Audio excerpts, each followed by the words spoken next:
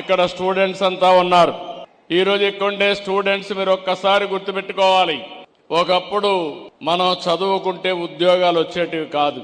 అదే సమయంలో ఈరోజు మీరు చూస్తే ఒకప్పుడు నేను ఇంటింటికి చెప్పేవాడిని, పేరెంట్స్ చెప్పేవాడిని, మీ పిల్లలకు ఎంత ఆస్తి ఇస్తారనేది ముఖ్యం కాదు, మీ పిల్లల్ని బాగా చదివించండి, ఐటీ చేయించండి, తద్వారా రాబోయే రోజుల్లో మీరిచ్చిన దానికంటే 100 రెట్లు ఆస్తి సంపాదించే తెలివితేటలు మన పిల్లలకు వస్తాయని నేను చెప్పాను.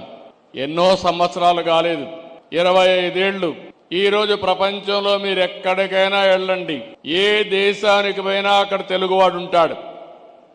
ఇంకో పక్క ప్రపంచంలో ఎక్కడైనా పాష్ లొకాలిటీ, మంచి డెవలప్ అయిన మంచి లొకాలిటీకి పోయి అక్కడ తెలుగులో ఒక గట్టిగా అరిస్తే చుట్టుపక్కల ఉండేందరూ గ్యాదర్ అయ్యే పరిస్థితి వస్తుంది. అది తెలుగుదేశం పార్టీ ఈరోజు ప్రపంచం మొత్తం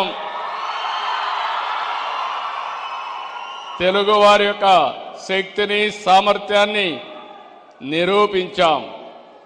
ఒక్క మాటలో చెప్పాలంటే ప్రపంచంలో ఈరోజు హైయెస్ట్ పర్ క్యాపిటా ఇన్కమ్ సంపాదించే వ్యక్తులు ఇండియన్స్ అయితే అందులో 35% తెలుగు వాళ్ళు ఉన్నారంటే అది మనం వేసిన ఫౌండేషన్ తప్ప ఇంకోటి కాదు. ఈరోజు నిన్న మొన్న కూడా నేను మాట్లాడాను, స్టూడెంట్స్ అంతా ఉన్నారు.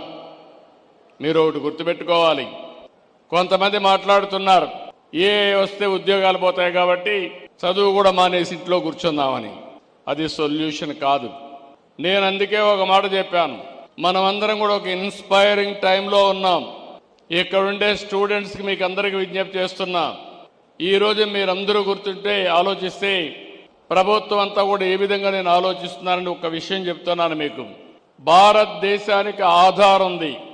ప్రతి ఒక్క స్టూడెంట్ యొక్క ఆధార్ ద్వారా ప్రతి ఒక్క వ్యక్తి యొక్క ఐడెంటిటీ ఆటోమేటిక్గా చేస్తారు.